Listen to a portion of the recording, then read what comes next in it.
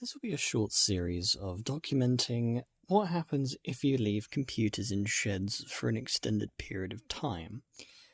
Now, this is a small collection of machines I put in the shed whilst I was busy revamping the house, and clearly that didn't help, because I've obtained way more machines than I expected to. Hence, this entire pile behind me is going.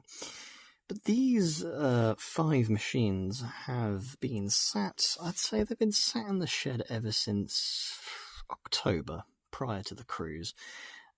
These machines have obviously been sat in incredibly poor weather conditions. They've been sat through rain and shine and hot and cold temperatures. So the interesting thing to see is that how many of these do still function. Now, this is just a small collection. This was not in a bag. So these were just floating around, just clattered in whichever place fit them particularly well. A lot of them have been put in carrier bags, and I think a section of them were put in a cupboard, so they had at least a door between them and the elements. The bagged ones obviously didn't make it too far. The tumble dryer in there does vent into the shed. It doesn't vent outside, so there was probably a lot of moisture in there as well.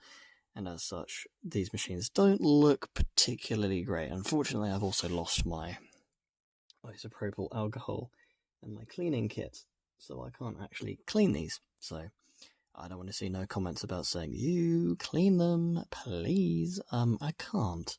Not right now, anyway. I will try to get rid of the worst of it, though, with consumer cleaning products, because unfortunately, one problem that we will probably be dealing with quite a lot is mold.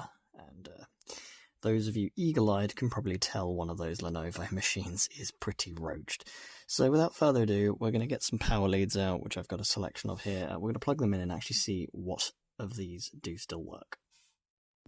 So the first computer we've got here is a Fujitsu Lifebook. This specific machine, I can't actually remember. It's a Fujitsu Lifebook model AH532. It's a Windows 8 era machine. It takes, I believe, what is this, 19 volts? 20 volts, 3.2 amps. No, I don't have a 20 amp charger to hand, but I do have a 19 volt one. 4.74, so that'll be plenty of power. So without further ado, let's plug it in. Now, a little history about this one. This one came from e-waste, which in all honesty is no surprise. It's basically just an average professional business grade laptop. The only kicker is it's got a little accessory I found attached to it. Yeah, it's got a second screen. It's not part of the computer, it's just an accessory, a crappy Chinese second screen. But it does work with this machine. It does have a USB-C lead, but I stole that to charge my work phone with, so that doesn't work anymore. So there's no point in trying it out. But all it does is mirror the main screen to the. It's like a W700DS, just unofficial and one I can actually afford. But without further ado, let's power it on. We'll go check out the specs first. Assuming the thing actually still powers on. Oh my god, it does. Still posts. So way more reliable than the desktops I used to keep in the shed. So we've got an Intel Core i5 3210M CPU, 2.5 GHz, 16 GB of RAM, which is quite impressive for a machine of this era. Might actually steal that for another Fujitsu I've got lying around, or another machine, something like that. But yeah, so this is basically just an average thing. This keyboard button doesn't work. Oh, in fact, I don't think any of the keyboard buttons work. Weird. Oh yeah, I think the whole keyboard's died. Or the computer's frozen. Strange. Alright, let's power it off and back on again.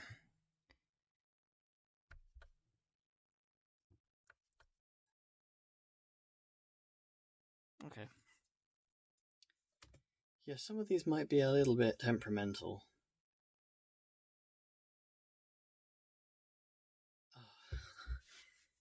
No way. Yeah, it works. PC is offline, yeah, I know.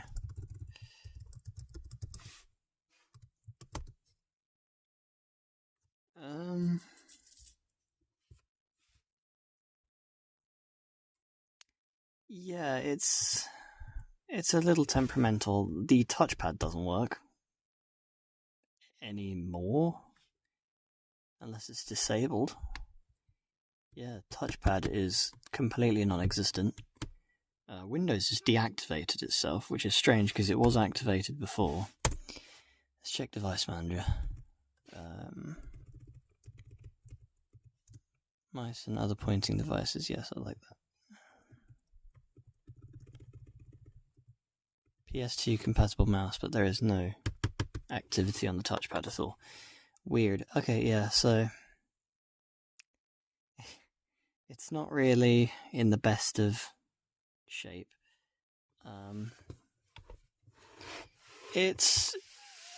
I don't think it was ever clean. Oh yeah, this bezels on the second screen starting to come off. Now this was never really well attached beforehand because this was ripped apart for some reason. I somehow managed to put it back together again. Don't ask how.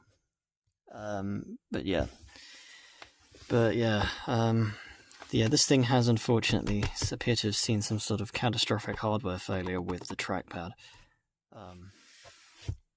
resulting in me pretty much unable to use it properly. So yeah, I wouldn't really say that this one survived being out in the shed. I do recall the trackpad working beforehand, so yeah, something's clearly screwed up something in there. And it doesn't have a battery in it, but it never came with one. So yeah, the Fujitsu, I'm going to count that as a fail. It did not survive being kept in the shed. In terms of grime, yeah, it's got layers of dust on it. I do know that place is used to smoke in, so a lot of this could be tobacco dust. So that's not particularly nice nor pleasant. So I will put this in the quarantine pile and I'll get it cleaned up and sanitized. Let's move on to the next one. Alright, so the next computer on the bench is this. This is a Lenovo ThinkPad X230. This was given to me by a friend of mine. It's seen better days. It was never in this shape. I've noticed the rubber has little. You can see more clearly here. I think these are mold spores. I think the rubber is starting to grow a bit of mold. There's also 2 marks on the lid, which I believe are from the feet of the other machine it was sitting on top of. I don't know if this was at the bottom or the top of the pile. I think it was at the bottom, so it probably had a lot of weight put on it. I'm going to open it up, just see what the inside looks like. Okay, the inside looks remarkable. The inside is really, really clean. Okay, that's really cool. This does have a battery. Plug it into the power. I don't see anything immediately staring out at me. Charger is on. I think the fingerprint sensor was... Yeah, the fingerprint sensor's blinking. Now the charger's making a weird buzzy noise. Don't know, will this work? Evidently it will. This has got a mechanical hard drive in it, so it would also be interesting to see if the mechanical drive has stood up to the elements. Right, we're going to go into the BIOS real quick just to see what specs we're dealing with, because I don't think I've ever actually shown this machine off before. Yeah, we've got an i5 3320 CPU, 2.6 gigahertz. Not bad. 6 gigs of RAM. And a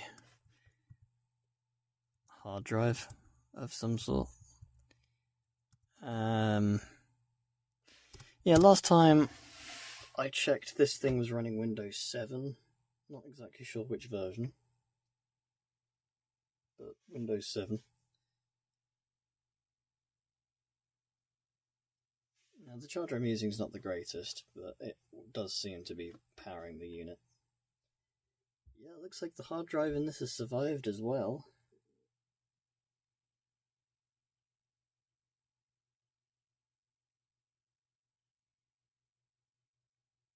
Yeah. Speakers are in good shape too, which is one thing that these tend to do a lot of.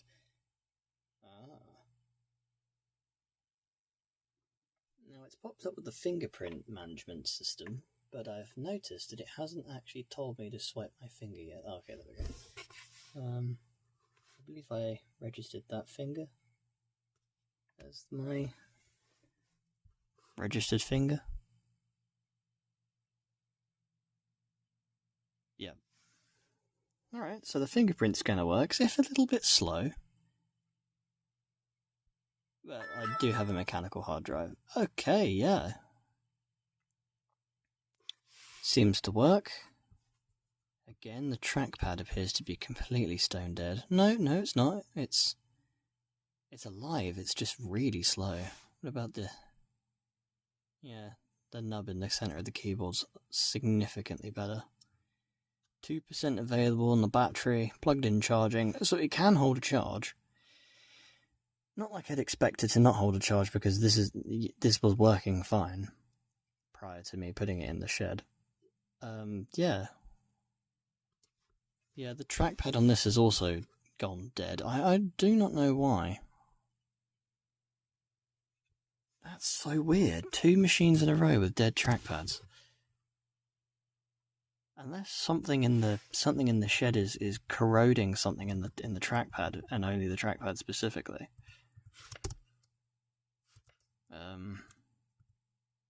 Yeah, the UltraNav pointing device is the only device in the list, so this is gone completely out of device manager. The trackpad, or the Synaptics trackpad, is just completely missing. So thankfully there is ways of me controlling this machine. What kind of storage are we dealing with here? 500 gig?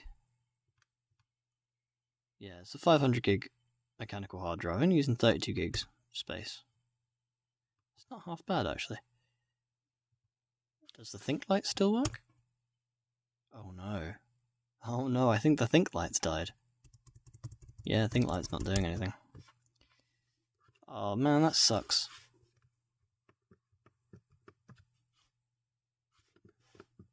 Okay, so the buttons on the trackpad work, but the trackpad itself doesn't track.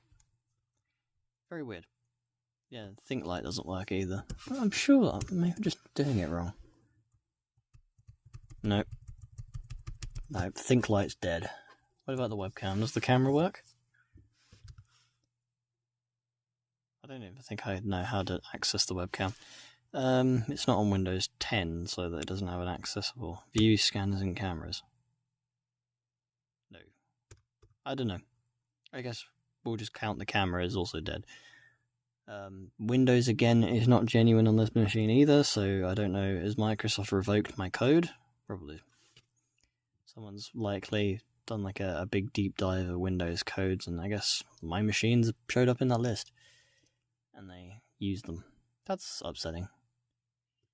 Yeah. So, yeah, this one's also not really made it out very well. Physically, on the outside, it's suffered. The case has gone mouldy, the trackpad's died, and the ThinkLight's died, and possibly everything up the top of the screen here has also failed.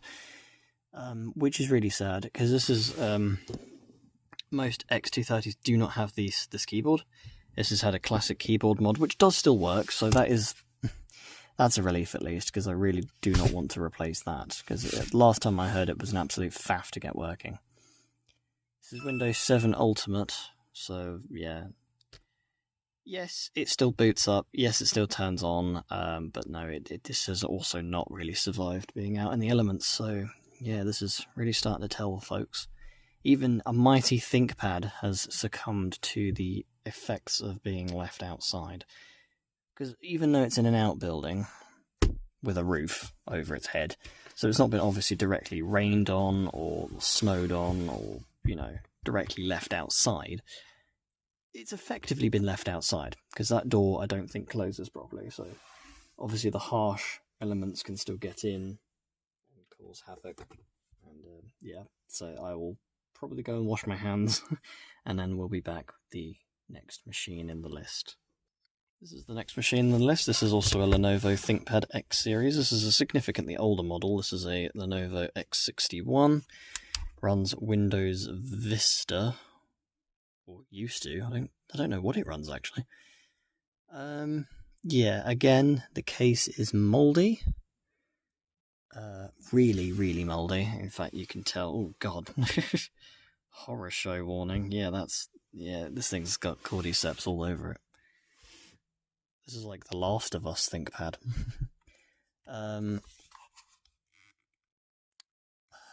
Yeah. This is disgusting. It is terrible. I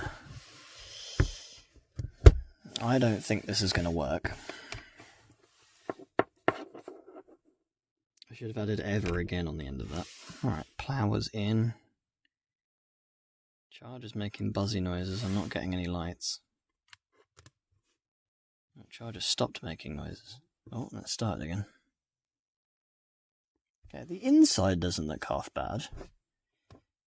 Oh, it started itself up. Okay, so the light panel doesn't work then. Now, I don't know if this ever worked. I'm going to go into the BIOS, and we'll go check out the specs. The screen, it shows up fine on camera, but in real life it is really dim. I think the backlight, the CCFL tubes have suffered a... Alright, the CMOS battery's dead. That's really to be expected. So we've got a Core 2 Duo T7300 CPU at 2 GHz, 4 gigs of memory, and I think this has got an SSD in it. Either or doesn't really matter, because the BIOS battery's dead, and probably as is the main battery. But yeah, I don't know if these lights on the front and the back of the case ever did function, so that's very strange. We'll have to dig into that and see if we can get those going again. The case, I think, is probably a lost cause. The rubberized coating on ThinkPads doesn't last forever, and they are really all starting to fail. All of my ThinkPads look scuffed to hell, or if they've been left outside, they've gone mouldy. The most prominent one that I really did suffer it was the it was the T23, I believe. The Pentium 3 unit. Oh, this is running Debian. I don't remember putting Debian on this. Oh, no, I do. I remember now, because I repaired a Panasonic... It wasn't a plasma TV, it was a Panasonic LCD TV, a 32-inch. And I used this to test the VGA port. I just took the back off, unplugged everything, plugged everything back in, bingo. See? People throw TVs away for stupid reasons, and they don't even check the basics. Yeah, this thing's fine. This thing's come to life. Now, this doesn't have a trackpad, so obviously that wouldn't work. But the thing is working. Yeah, buttons are okay. Scroll wheel, yep, that's fine. Keyboard, obviously I've typed the password in. Oh, the keyboard looks a little bit warped. The Think Light works. Yeah. Yeah, this one's actually survived a lot better. So the Lenovo X61 does the... Yep, volume buttons work. And some of the lights on the panel work. I've just noticed the Bluetooth lights come on. So why are these lights not working? I cannot confirm if those ever work, though. The battery is at 0%. 53 minutes until full? Okay, maybe this battery's hosed. So this battery's been killed by the elements as well. Yeah, lithium ion and cold and hot weather doesn't work. This has an optical drive in it, I think. No, it doesn't. Yeah, the ports are also, they're not rusty, but they're starting to show discoloration, oxidation. Yeah. It's not looking good for this thing, but I'll tell you what, this has probably been the most reliable ThinkPad of the bunch. Yes, it looks like crap on the top, but it actually looks pretty good on the inside. Yeah. Nice. Not really going to argue with that, so I think with that, I'll power it down.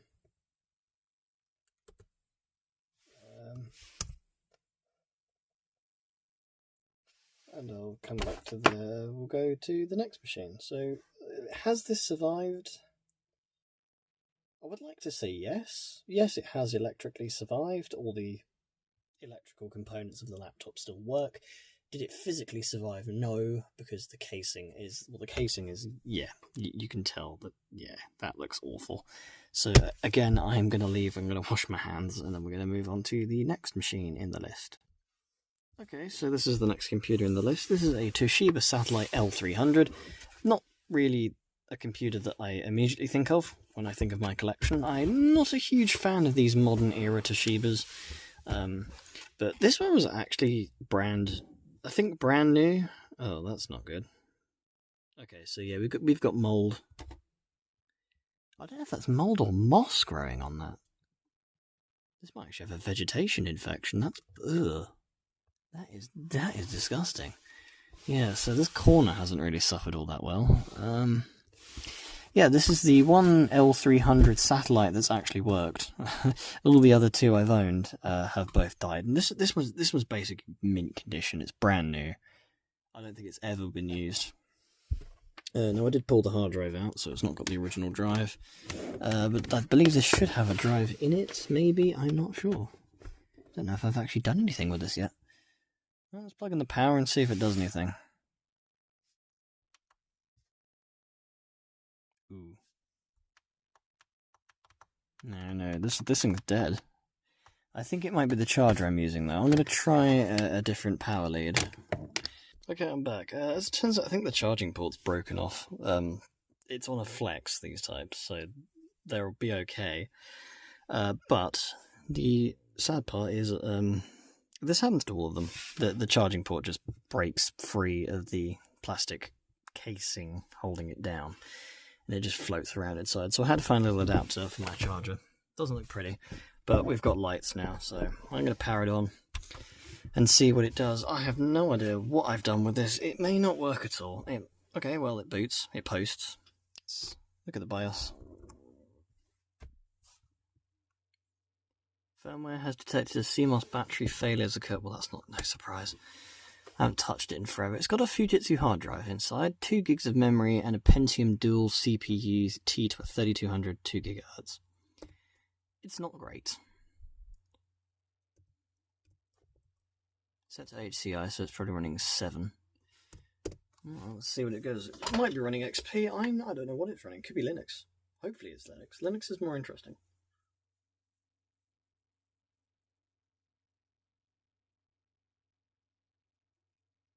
Yeah, it's running Linux. I think this is MX Linux, MX Libretto, which I think is suitable because it's a Toshiba laptop, and Libretto was a product of Toshiba. Showing some sort of message on the screen. I guess that's just part of the boot up procedure. I think MX has a post screen, a loading screen of sorts. I'm not sure. Yeah, it does. Okay, so this runs MX Linux. Hard drive does still work, which I'm amazed. None of these yet have had a dead hard drive. Which, in all honesty, I'm not surprised. Hard drives can survive quite a battering before they actually die. Now, the older ones, maybe not so much. These, so far, all these computers have been SATA, and I think one of which has, maybe 2, have SSDs in them. So, SSDs, as we all know, they're the indestructible media type. They don't really care which environment they're kept in. The only thing that really kills SSDs is corrosion and basically just failure of the electronic components like the controller or the NAND chips. And, of course, wear, because unlike mechanical disks, which I don't think have that problem, SSDs have wear. There's only a certain time you can read or write to them. I think it's mostly just write. I think you can read an SSD indefinitely, but the writing, it can only do that a finite amount of times, and then the drive will go into read-only mode and die. So there is that. So if you guys have old SSDs, I would recommend, check them out. Make sure that they're healthy and back up any data before you lose it. Okay, I clearly set this thing up in my Stellar phase. Yeah, some of these have wacky wallpapers. But yeah, I tell you what, this is working fine. Do we know anything else about the thing? Is it about MX Linux? That's what we want. I like this little thing in the corner. Wednesday, March 4th. Battery is at 0%. I have missed 213 updates since I put this away. Yeah, so we're running MX 23.6. It's running Debian 12.10. Fluxbox is our desk manager, and supported until June 2028. So that's nice. A little bit of, I think this is 32-bit, I don't think it's 64. Of course, 64-bit CPUs of any kind should have more support, but 32-bit unfortunately is going a bit out of fashion, which sucks, because I quite like a lot of my 32-bit computers. They're quite nice, and I would like to use them more often. So that's interesting.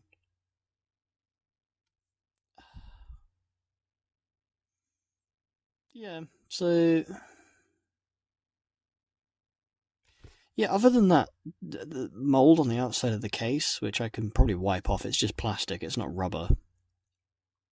Anything here that is rubber, like these little screen bungs, are fine. They haven't welded themselves to the chassis. So I think this thing survived the most out of everything, and this was underneath the Fujitsu. The Fujitsu was on the top, so it suffered quite a lot, quite the battering to the top of it. And then the two ThinkPads were buried underneath the third computer that we'll look at in a bit, and this was sandwiched in the middle of those two. Yeah, this is fine. So we're running MX 23.6 libretto.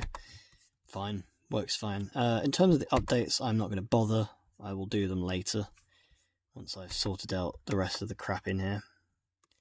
I'm just getting rid of them. Stay tuned for a live stream, though, coming soon, where we will be checking out the pile of junk to the left of me here. To the right of me, even. Which I'm going to get rid of. But we're going to make sure that they work before we get rid of them. Anything that we think we can take bits out of, we will. Because I need some hard drives.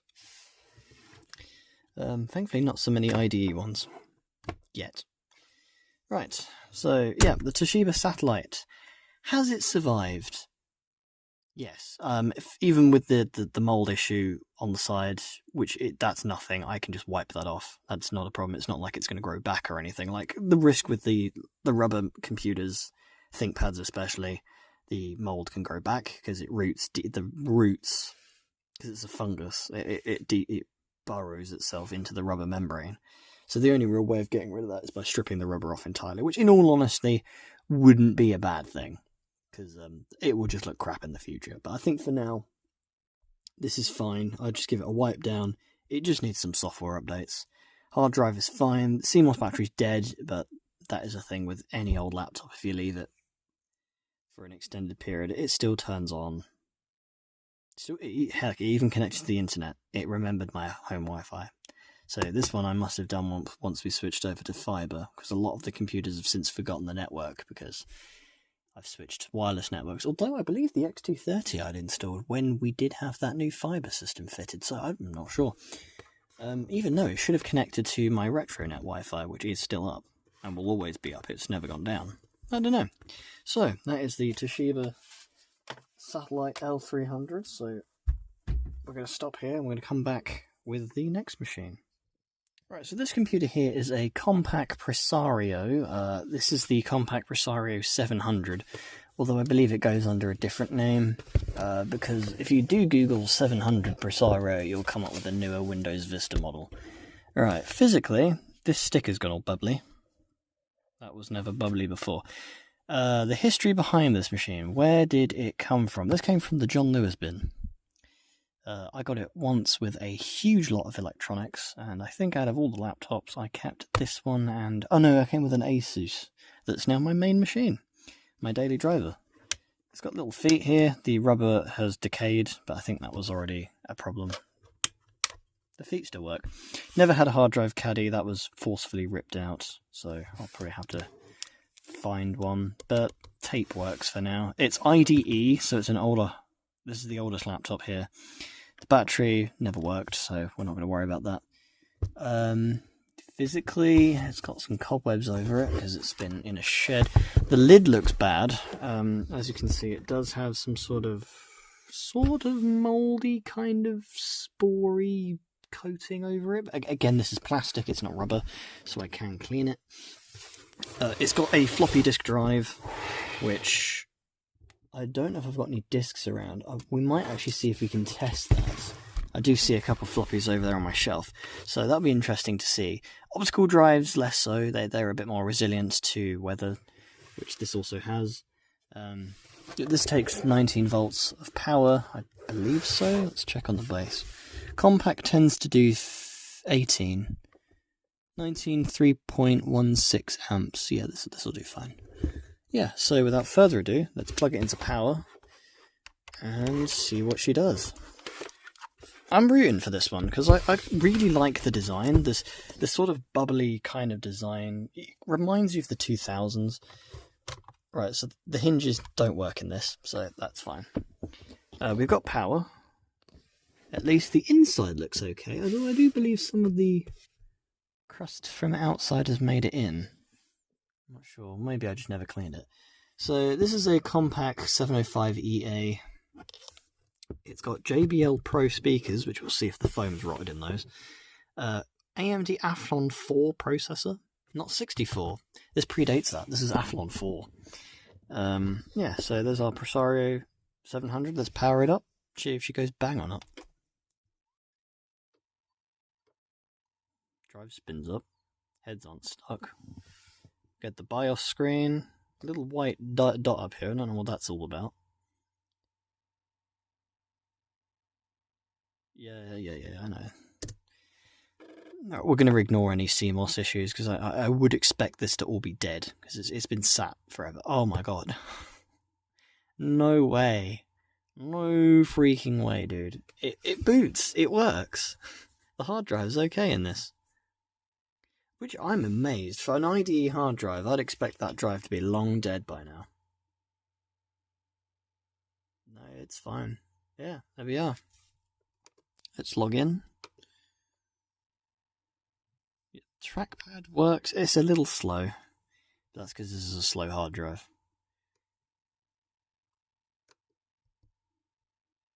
Oh, I don't have a password.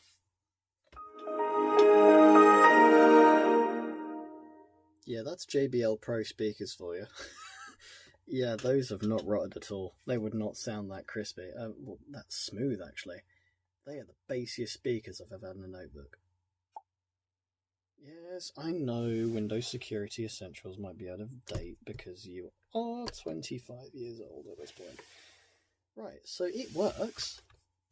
Now, last time I checked, this did have a functioning floppy drive because I had to back some stuff up off of I think it was a Mac floppy for a Classic 2, or was it something to do with an Amiga? It might have been an Amiga, I'm not sure. It did that for somebody. Let's go fetch a floppy disk.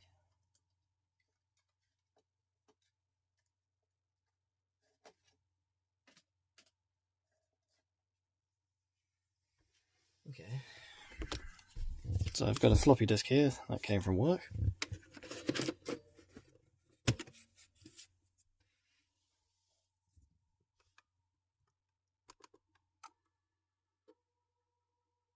Sounds slow. It might also complain about not being formatted.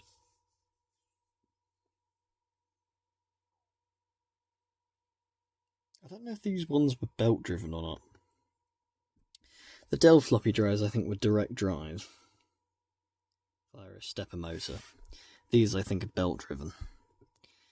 It's not as bad as the Citizen W1A, W1D. Those are a plague. They're in everything. Well, most of a plague to American people because the only place you can buy belts from is Germany. But because I'm British, Germany's literally next door, so easy to ship things. Yeah, the drive sounds really slow. I don't know if this floppy's broken or the drive is broken. I'm probably leaning more on drive because I think this disc did work at one point.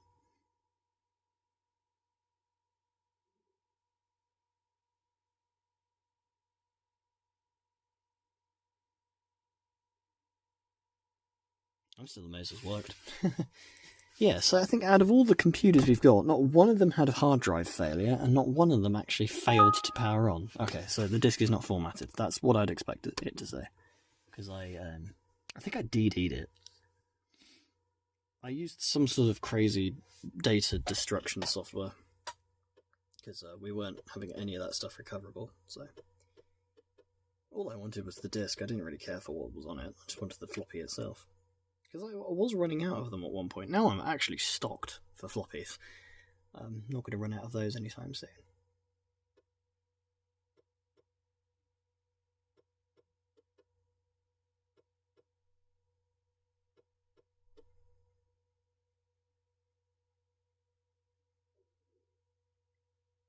Right, so this is probably going to take forever because it's going to low-level format, I think. So I'm going to not label it anything. I'm just going to format it as fat. I'll come back when that's done. Okay, it was unable to complete the format, so I believe this floppy drive is bad. Or the heads have oxidized or something. It doesn't seem to be particularly happy with this disk. It can sort of read it, but yeah. I think the floppy in this is broken. But I wasn't really expecting a miracle when it came to this machine anyways. I think I can get head cleaning discs, so I'll slot one in there, get it cleaned at one point. Yeah, I think the floppy drive is done. So, what has this machine really achieved? It hasn't died. Again, for the oldest machine of the bunch, it's survived very well.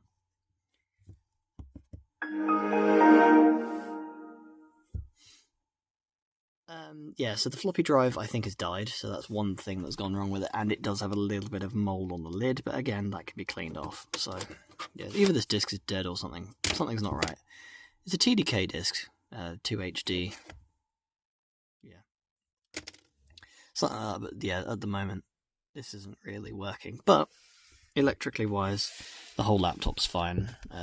Yeah, which is nice, because I like this one. So again, this one's a bit manky, so I'm going to clean my hands, I'm going to clean these machines. But thank you all for watching. This is the first part in a series, because these aren't the only machines in the shed. We've got some, like I said, in carry bags, some in a cupboard. We'll see which of these survive. And again, I'm also expect in the future a stream or something of us going through all of these and seeing how many of these still work. So, yeah. Thank you all for watching, and I'll see you on the next one.